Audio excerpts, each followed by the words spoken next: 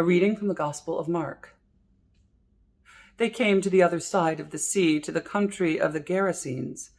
And when Jesus had stepped out of the boat, immediately a man out of the tombs with an unclean spirit met him.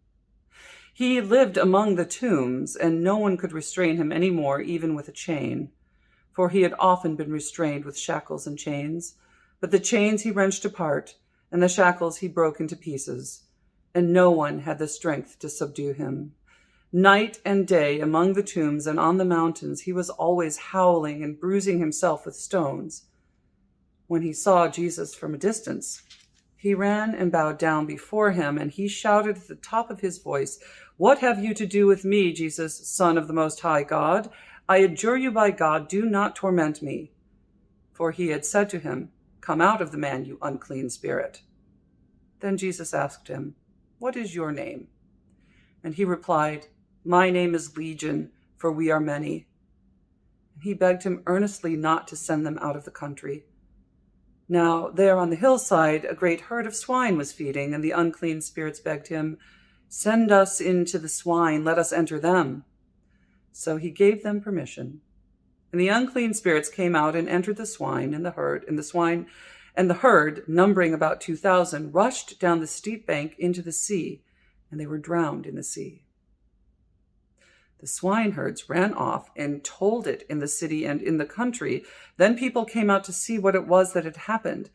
They came to Jesus and saw the demoniac there, sitting, clothed and in his right mind, the very man who had had the legion, and they were afraid.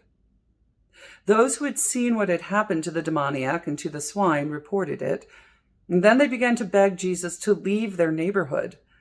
As he was getting into the boat, the man who had been possessed by the demons begged him that he might be with him.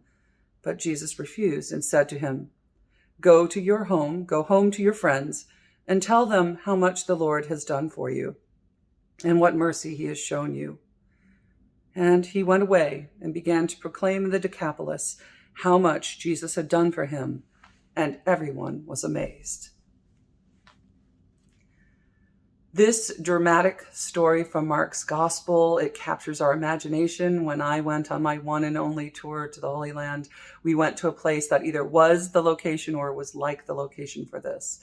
And it was easy to recall this story to mind. There's so much there, this image of a man who is possessed by demons, who is howling on the mountainside, who is so strong that he breaks the chains, and that the people who had tried to figure out how to live with him could not figure out how to do it well, because he was so possessed, so possessed by such destructive energy, and so tormented that they just sort of given up on him, and he was roaming the hillsides and howling at the moon.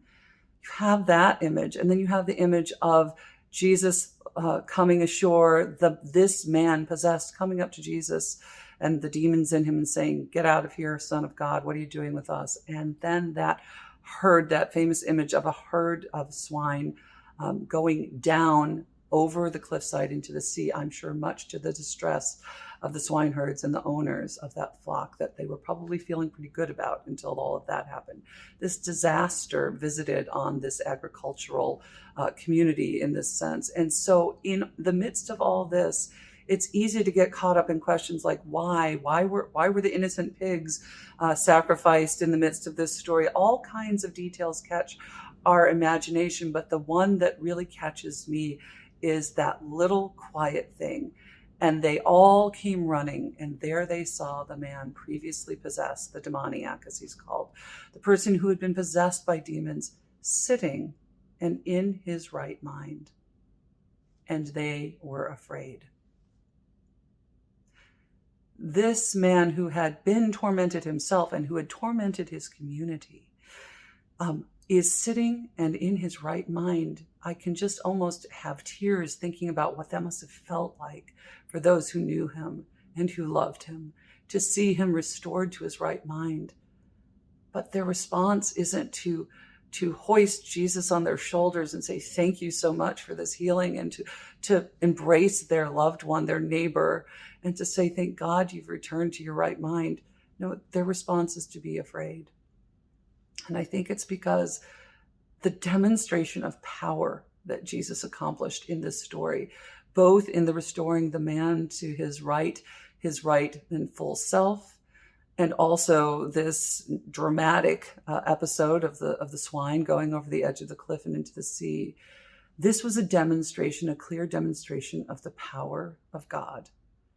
And it's worth noting that when the power of God shows up in a story, whether it's a story in the Bible or it's a story in our own lives, the power of God, when it comes sweeping through and does amazing things, isn't universally welcomed. In fact, it's almost universally feared. A lot of the biblical witness says that when angels or other messengers of God show up, people are often afraid. I think that's important for you and me to remember in our own day, because there are times where we look around and we sense that God is here, that God is at work in our world, that God is at work in our lives, our own lives, and the lives of our communities, our several communities. And it can be a little bit scary. It can be like the villagers who gather around and see this and say, please leave our neighborhood. Have a little NIMBY, not in my backyard. We'd like God to be in the world, but not in our particular backyard. Please go and manifest yourself elsewhere, God, because you are scary when you show up. So as we are going about our day today, as we go about our week, as we go about our year, we're turning into a new place in our community of St. James. What is up for us next? What might God be planning to do? What is God already doing in our midst? And when we see the power of God show up in our midst, in our lives, in our community's life, may we have some sort of grace to say, not please leave, but how wonderful. And how can we be a part of what it is you're doing in this particular instance, God? So may God be with you this day as you contemplate what this might mean in your own life, what it means in the life of our community. And may God bless you and God keep you this day and always. Amen.